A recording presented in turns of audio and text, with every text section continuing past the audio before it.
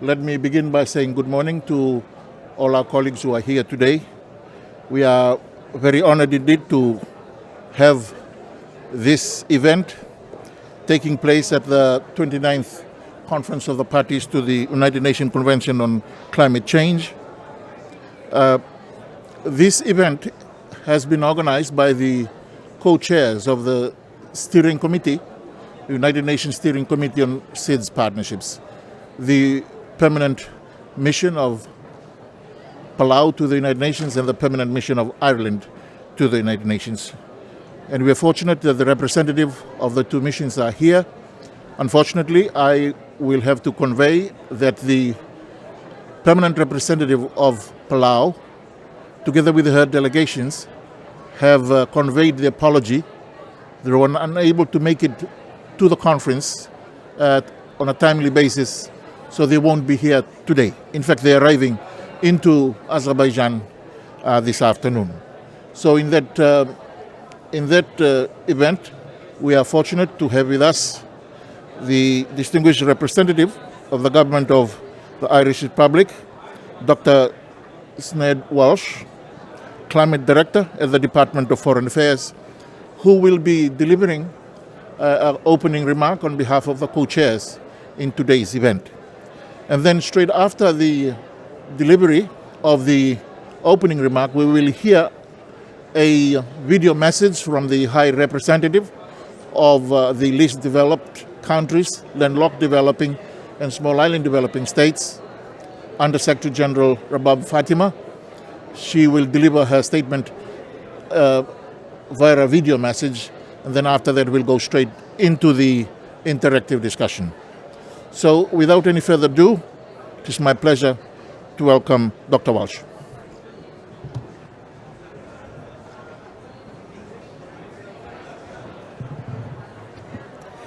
Thank you, Sai, and good morning. I hope people can hear me okay with the headphones. COP events, I think most of you will know, always very chaotic and quite loud, but we always find a way. And I think for Ireland, we're really happy to have the opportunity to talk about SIDS. It's one of our favorite topics.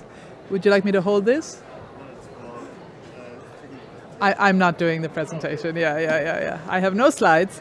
But I really just wanted to say a few words on behalf of the co-chairs and on behalf of Ireland, because for us, SIDS are so central to everything that we do in climate change.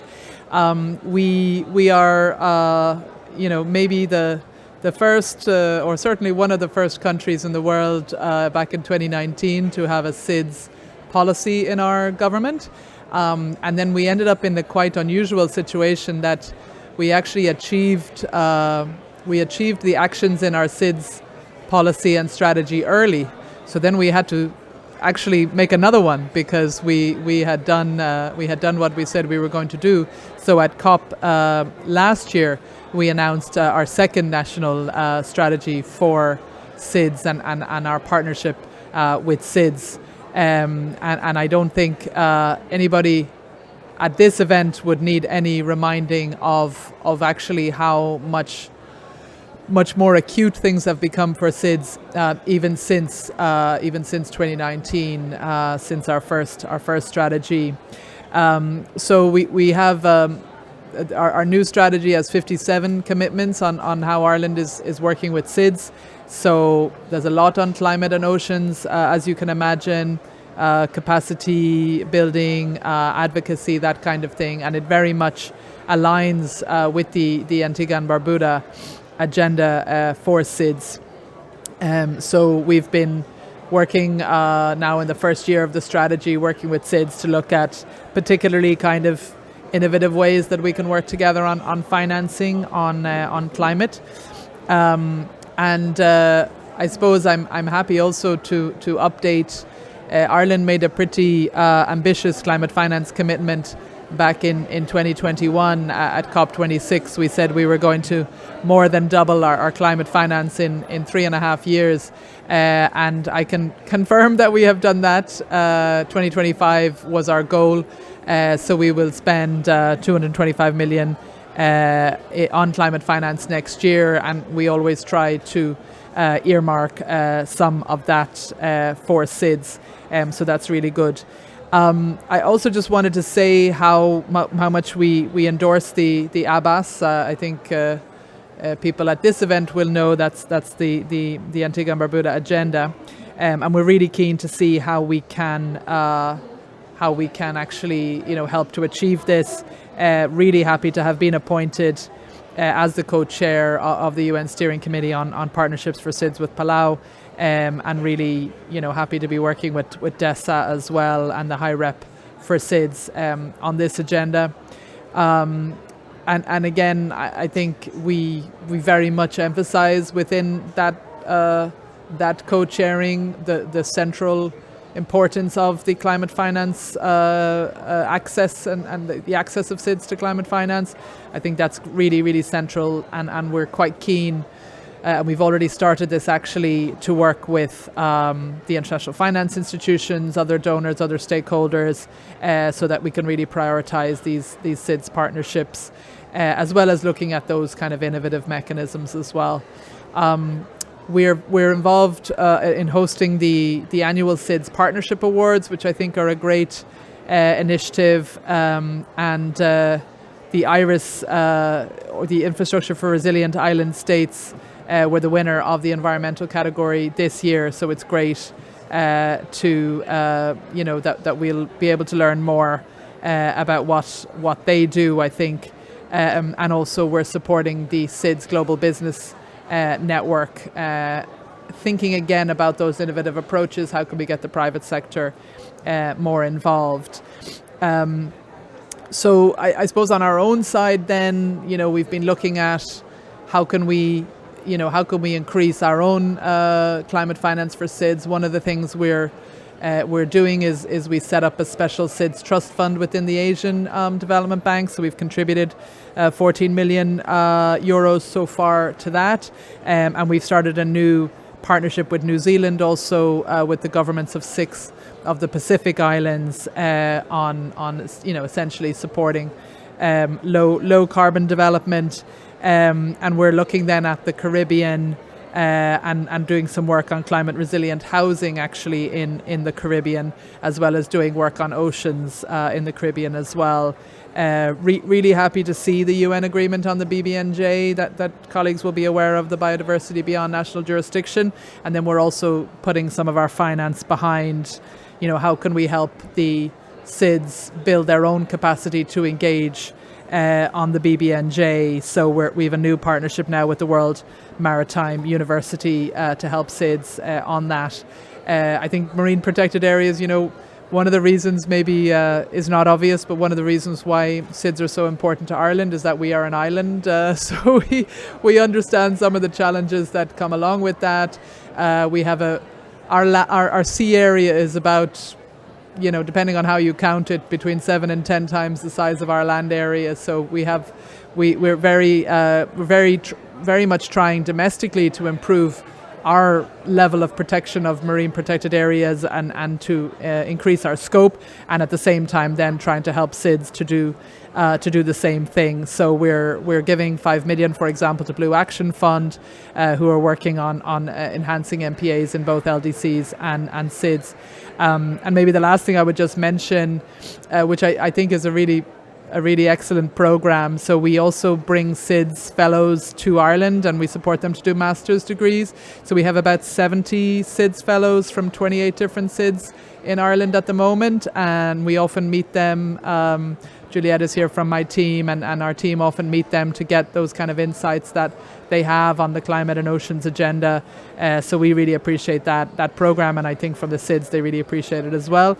And then we look at really also how can we mainstream gender in the fellows program, but also in all of our SIDS work. So I think it's safe to say Ireland's commitment to SIDS is very serious, very long-standing, and is certainly going to continue in terms of finance, in terms of advocacy, in terms of capacity building, and really working very, very well with Palau to try and influence that wider group of stakeholders for access, particularly for access to climate finance for SIDS.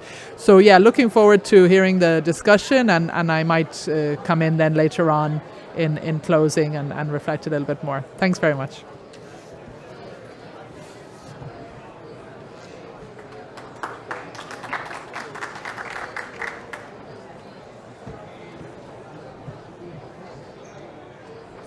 Thank you very much, Dr. Walsh, for those remarks and for Ireland's assistance to SIDS and leadership in the SIDS partnership framework. We are now going to hear a remark from the High Representative of least developed, landlocked developing and small island developing states, Madam Rabab Fatima. But before she does, I also want to pause and to acknowledge the presence of the chair of the Alliance of Small Island States, who's here with us this morning in the audience. And also I now see that our interactive discussants are both here, the Executive Secretary and the colleagues from CDMR. The High Representative.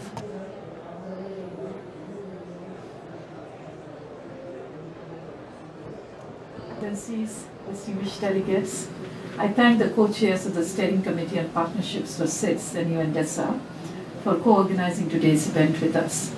My office is very pleased to collaborate with you in advancing the crucial work of the SIDS partnership framework. Today, SIDS stand at a crossroad. Climate-related disasters have drained island economies, costing an estimated $153 billion between 1970 to 2020. Every year, as emissions continue to rise, we edge closer to the critical 1.5 degrees Celsius threshold, a tipping point that would bring catastrophic consequences not only for SIDS, but for the entire world. Despite the urgent need for climate action, SIDS continue to face systemic barriers to accessing climate finance. The lack of capacities combined with middle-income status classifications often make concessional financing inaccessible. This underscores the urgent need for a reformed international financial architecture that addresses these structural barriers. The Antigua and Barbuda Agenda for SIDS provides a transformative path forward. It calls for an ambitious scaling up of climate action through key priorities, including by harmonizing and simplifying access to climate financing instruments, by providing new and additional resources for addressing loss and damage, activating private sector finance for climate mitigation and adaptation, and by leveraging innovative financial mechanisms such as debt for climate swaps. These actions are more than strategies. They're essential lifelines that enable SIDS to achieve sustainable and resilient prosperity amid persistent climate financing challenges. Achieving these goals requires partnerships across all sectors. Allow me to share a few specific thoughts in this regard. First, to unlock climate financing for SIDS, we need financing models that blend public, private, and philanthropic funds. Such mechanisms can lower the risk for private investors, making projects in SIDS more viable and attractive. Second, creating innovative instruments tailored specifically for SIDS could open new financing pathways and attract green investment. And thirdly, partnerships will be critical for implementing the EBAS and supporting broader climate action. Many SIDS lack the resources and technical expertise to navigate complex financing structures. The SIDS Global Business Networks, the SIDS GBN, spearheaded by my office, OHR LLS, is poised to play a key role here by facilitating public-private partnerships and sharing best practices across sectors. This May, the SIDS GBN Forum was held on the margins of the SIDS conference, bringing together business and investment leaders to support the new SIDS agenda. The forum's recommendations focus particularly on building green economies and attracting financing into businesses in SIDS. Looking ahead to the upcoming 2026 SGBN Forum, we anticipate advancing these efforts towards tangible results. As we advance, we highly value the collaborative role of the Steering Committee in fostering inclusive, cross-sectoral engagement to achieve our shared goals. And we count on your continued support and leadership. Together, let us turn our ambitions into action and secure the climate financing that SIDS urgently need. Let me rest it here, Excellencies, distinguished colleagues, and I wish you all a very productive meeting. I thank you. Now we thank the High Representative for her remarks and thank the staff for providing us that useful and inspirational statement. Thank you very much. Now, colleagues, I now invite us to the next segment of our event, which is the interactive discussion, which is the panel discussion. And we were supposed to have Ambassador Carlo Fullers from Belize and the Assistant Secretary General, Special Advisor on Climate Change, Mr. Selwyn Hart, here with us. But both of them have expressed that they are occupied. And we are quite then fortunate to have with us this morning the Executive Director of the United Nations Capital Development Fund, UNCDF, Mr. Pradeep Kurakula Surya. And he was happy to take the position and to come and speak to us today about partnerships, financing for climate, and the role that he currently plays with the Capital Development Fund and how small island developing states could take advantage of his office and the services that they provide. So we will begin with the Executive Secretary, and then we'll have our colleagues from the CDR coming afterwards. So Pradeep, you have the floor.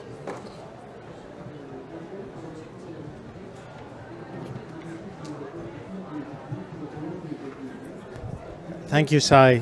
It's a pleasure to be here and speak to you a little bit about, I'll get to UNCDF, but I want to talk a little bit about finance, particularly in the context of SIDS.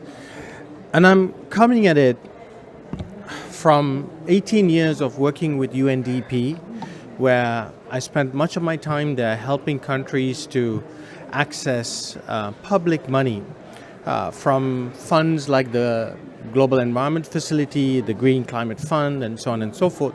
And there's been many years of support for these countries. And a lot of that money has gone into developing capacities, putting systems in place, developing regulatory frameworks, and so on and so forth. And it doesn't take a lot to sort of wonder, why is it that we are still struggling with attracting private capital to difficult markets? Now, part of the answer is in what you see in front of you. What I did when I came into UNCDF was to actually try and ask the question, why does UNCDF exist? Why create a UN platform that works on capital? And I went back and I read the General Assembly resolution, and I had to pinch myself to ask whether it was written yesterday. It was actually written in 1966. In 1966, the problem was the same as it is today, which is capital was escaping countries that were considered high risk, such that it was thought that the Bretton Woods institutions that were created at the time would not be sufficient to help certain countries because their risk profile will be very different from what a regulated banking industry effectively can cater to. And hence, the idea of UNCDF was born. But perhaps for that very reason, it was, I think, intentionally or unintentionally left dormant, because soon after it was created, IDA started to flow. And the world decided you didn't need the United Nations to work on finance, you needed the banking structure to work on finance, and hence everybody put their eggs into that basket. Now what we have is 60 years of hindsight, with FFD. And you realize that there's actually a problem because there are a bunch of countries that are left out.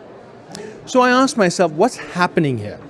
Well, let's look at the world in terms of how investors look at the world. This is that slide. What you see on the left is a color coding of how investors look at risk. If it is green, it's a AA, AAA rated investment. It means your risk of not realizing your returns or default is minimal. If it is red, it effectively means it's highly speculative markets, right? This is how, whether we like it or not, this is how the world outside investors look at the world. You're either a AAA rated investment opportunity for me, or you're pretty much junk status where I might as well flip a coin and decide whether I'm going to get a return or not, right? Now, when you juxtapose that against a sovereign risk rating of countries, which is essentially the floor of risk that countries face, which effectively for an investor is they cannot go there. You can see in this map what I have done. I have mapped out SIDS and the least developed countries. Look at where all the least developed countries stack up. They are in highly speculative markets. A few SIDS are in the middle of that diagram. But if you are an MDB, a AAA rated bank, even those are beyond reach. You can invest in Singapore, a SID, with very good chance of getting your money back. But if you invest in Barbados or Suriname or Cuba or Kiribati, your risk increases with every country. And the only way you can invest in those countries is if you blend grant money with what is used for lending. Now the problem with that, it works well. It allows these banks to come down to the middle. But remember, they're regulated entities. It means that they have various strict regulatory conditions that they need to uphold, and they cannot go beyond it, even with blending. So this is the problem with blending. Blending does not allow you to get down to a level of risk that you need to, especially if you're blending on a regulated balance sheet. There is a limit to how much blending you can absorb. Now, this begins to now answer the question of why have a UN Capital Development Fund. The UN Capital Development Fund is effectively a UN platform. It is a UN platform based on grant funding. What does that tell you?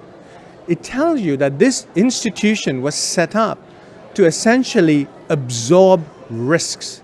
It was designed to set up to go into uncertain markets, deploy capital, not be afraid of losing money, but to use that risk to build markets.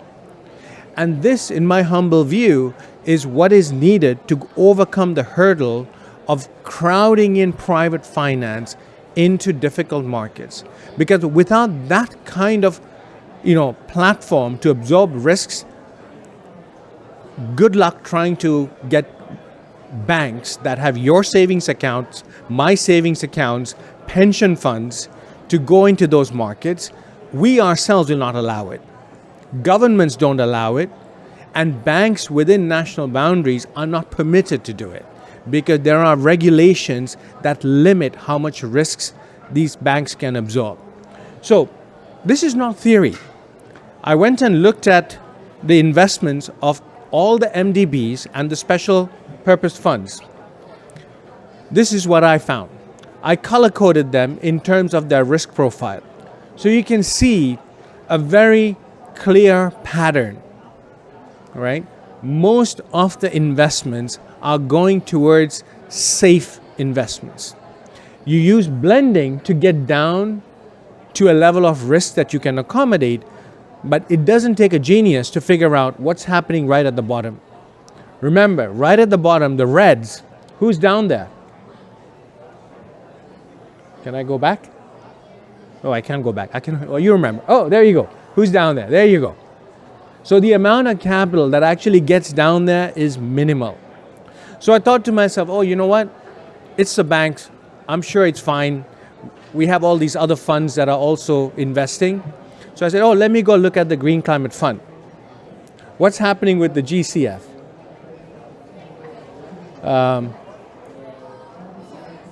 Okay, let's go. Next one. There we go. This is the Green Climate Fund portfolio. This is from their database, which is online. So any of you can go and look for it yourself. The amount of equity that is going from the GCF portfolio largely to risk-free investments, which to me is completely insane, if I can say it, because this is the fund that has been set up to absorb risks. The amount of equity and guarantees that is being deployed in risky conditions is minimal. This makes perfect sense though, because a lot of this money, guess where it's flowing through? It's flowing through the accredited banks at the Green Climate Fund, who then get caught up in the regulatory structures that these institutions have to follow. So when people talk about challenges of finance, I'm afraid until we cut through this, we're not going to get anywhere. Not in terms of scaling up finance. We can build up all the capacity we want in the world. We can build up all the regulatory frameworks in the world. If we do not address this issue, which is of financial de-risking, I'm afraid it's going to be really challenging to make sure that resources that are used for investments, which ultimately come from our savings accounts, pension funds, of which there are trillions around, they're not going to flow to high-risk markets. So this is why I'm delighted to come to UNCDF 6 months ago. Not that UNCDF has been doing this for 60 years, but it's time for UNCDF to go back to its basics and perform that function of de-risking investments in risky markets. So with that, I hope this was a little bit of an insightful bit of brain candy based on data that I looked at. And I'm more than happy to engage in a conversation with all of you at some point. Thank you very much.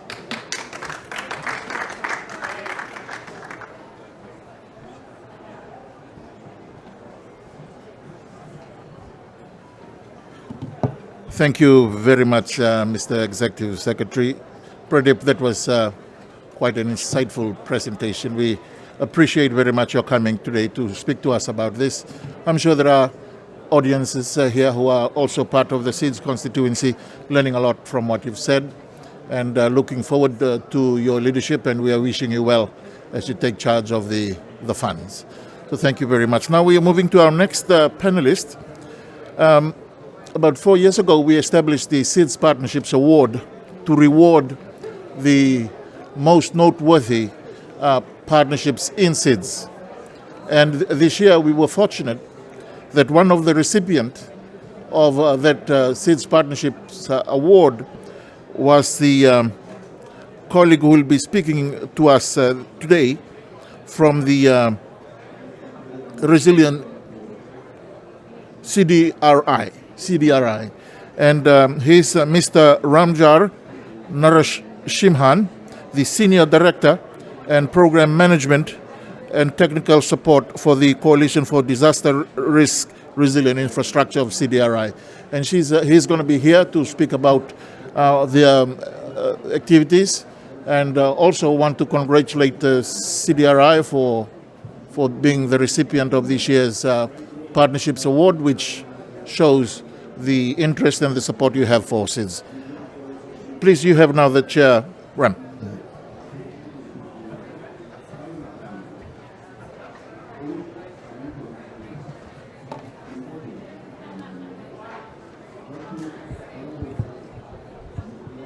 Thank you very much for this opportunity. Thank you, Chair, also. The speaker before me, Pradeep, I know him for the last 2 decades, and he has laid out very clearly the challenges that we are faced, especially in the SIDS.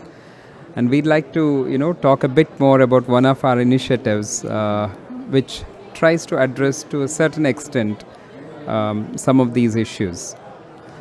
I'd like to talk to you about the infrastructure for resilient island states. But first, as CDRI, we are the Coalition for Disaster Resilient Infrastructure. We are a coalition, a partnership of 47 members, which has 40 countries and 7 organizations. That includes the banks and the UN and the private sector as well. 12 of our members are SIDS. So out of the 40, we have 12 SIDS. The infrastructure for resilient island states is an initiative that we had created, noting that resilient infrastructure and sustainable and inclusive infrastructure, it has the potential to mitigate some of the challenges that the SIDS are faced with that relate to both climatic as well as geophysical challenges, and to support the economic prosperity and the resilient prosperity of the SIDS, which the Abbas talks about. The IRIS was created during the Samoa pathway when it was in existence barely 3 years ago. The CDRI launched the IRIS, that is Infrastructure for Resilient Island States, at COP26 in 2021 in Glasgow, UK. And on the screen in front of you, you see the prime ministers of 6 nations. It includes the prime ministers or heads of states of India, the UK, Australia, as well as Fiji, Jamaica, and Mauritius that came together to announce that such a program was being created. They not only created a program, but including EU, India, UK, and Australia provided about $40 million in grant to the SIDS. Now, these grants are accessible to all the 57 SIDS, which includes the associate members and the sovereign nations. SIDS are indeed at the heart of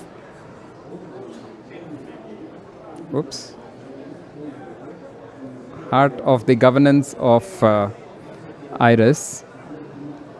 You could see that we have the Pacific SIDS, the Caribbean SIDS, and the Indian Ocean SIDS that are members of CDRI. They are engaged.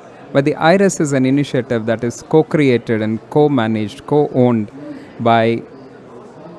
This has a life of its own. It keeps moving. It is something that is co-curated and also managed by all the stakeholders. As of now, we could list about 80 stakeholders that are engaged in the IRIS. IRIS aims to deliver on 3 key outputs. Number 1, what Pradeep mentioned, to create a pipeline of projects which are an inclusive pipeline around infrastructure. Number 2, to address tangible and locally relevant solutions for infrastructure resilience and sustainability and inclusivity. Number 3, to include locally available expertise and know-how for resilient and inclusive infrastructure. Through this program, CDRI is able to address at least 4 sustainable development goals. Number 9, which focuses on building resilient infrastructure. Number 11, which is looking at sustainable and resilient cities and human settlements. Number 13, which is about climate change. And 5, which is about inclusive and gender equality and empowerment.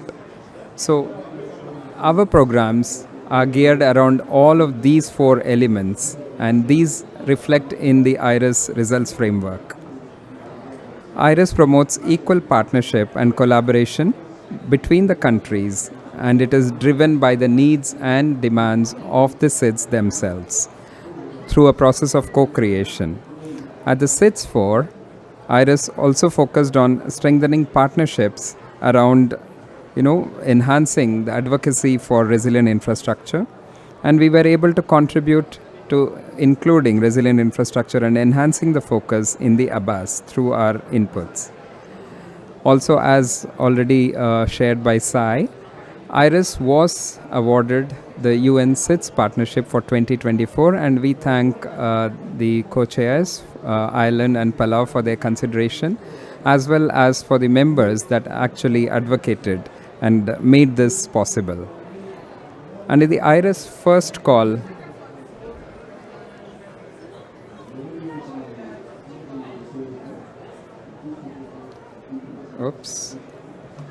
we had 11 projects implemented across 13 small island developing states.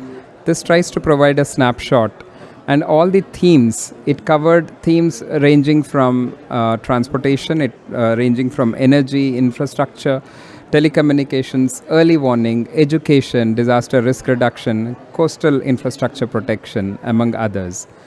We had a good mix of 6 projects from the Caribbean, 6 countries covered from the Caribbean, 6 from the Pacific, and 1 from the Indian Ocean.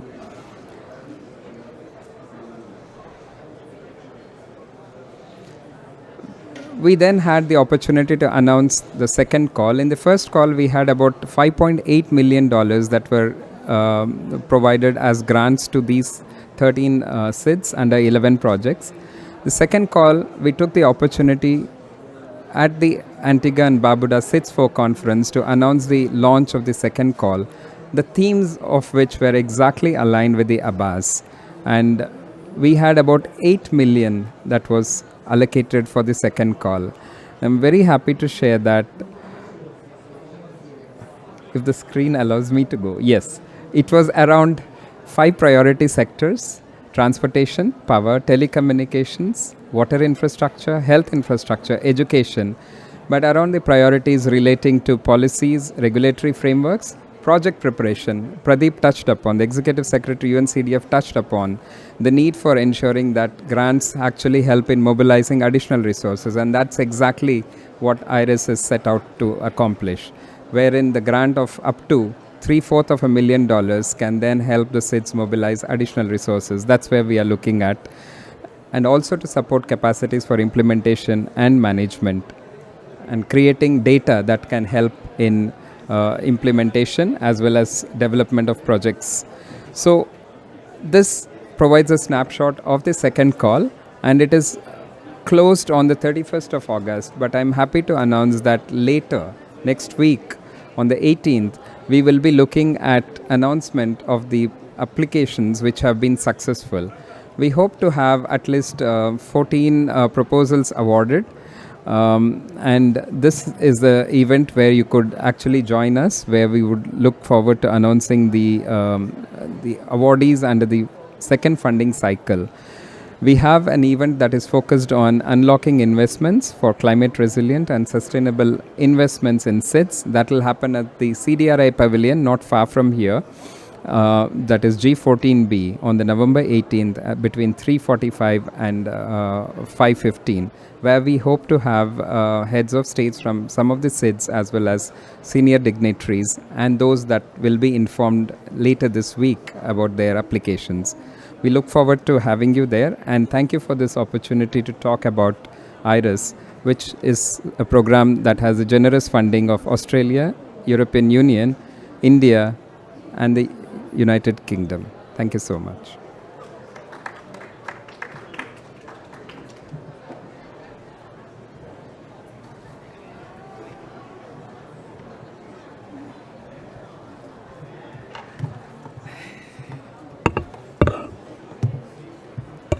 Hi, good morning, everyone. My name is Tishka Francis, and I am from the United Nations Office of the High Representative for LDCs and SIDS, and I'm pleased to be here with you today to moderate the interactive discussion segment of the event today. Unfortunately, our lead discussants today, who are representation from CSOs as well as private sector, could not be here today. They had change in the scheduling of the negotiations. So unfortunately, they weren't able to make it here today. But we have here some audience members today who can perhaps provide some feedback. But before I do that, I just wanted to give a bit of an overview, a brief overview of the work of OHRLS that was touched upon already by the USG and the High Representative. as we support the work of the SIDS Partnership Framework. Our focus, of course, is engaging different stakeholders, particularly the private sector, through the SIDS Global Business Network. And this has served to enrich our discussions on partnerships and implementing the ABAS. And a large part of our efforts have been centered on creating platforms to collaboratively design blue-green development roadmaps in the SIDS and connect these initiatives to funding sources. And we have also been working on enhancing the enabling environment for MSMEs in SIDS, in particular, and advocating for better access to financing, which was touched on previously by UNCDF as well as CDRI, and risk-informed investments, of course. And we are working with our partners, including within the UN system and the co-chairs of the Partnership Steering Committee, and I thank Ireland and Palau for their continued leadership in this respect. So without further ado, I think we have time for a few questions or comments from the audience, if you want to come in at this point. And if you do, please indicate by raising your hand, and if you take the floor, please introduce yourself and your affiliation.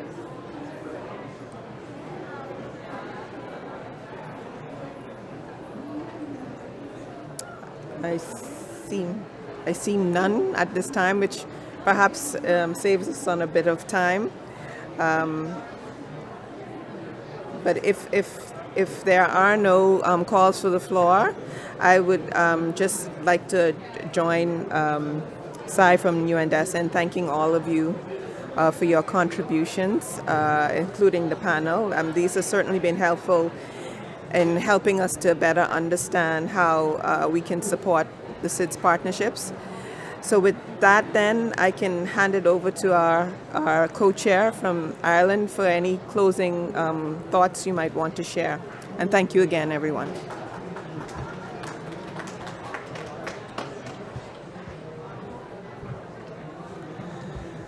It's always good to save a few minutes at COP. You might get a coffee or a sandwich you didn't expect, and you can thank us. No, I don't have a great deal to add. I was really taken, actually, as I think many of you were, with the slides that we saw from CDF. I think we know this, but I think seeing it in that very concrete way was very helpful, and I think helps to guide us a bit as well in our work as co-chairs. And I also really appreciated the CDRI presentation as well. So it's really just to thank everybody for coming along. I think we always have to make sure that SIDS get a special emphasis at COP, because it's so easy. As we saw very much in those slides, it's so easy for SIDS to kind of get shunted off to the side, and for there to be a focus when we talk about finance on bigger countries where there's more higher returns, more profits to be made when it comes to green finance. So I know I can speak for obviously Ireland, but I think also Palau, that we're really just keen to use our role to work with all of you on this agenda, and yeah, just to make sure that SIDS stay at the top of the climate finance agenda. So yeah, thanks everybody for coming today, and look forward to seeing more of you over the next couple of weeks and beyond. Thank you.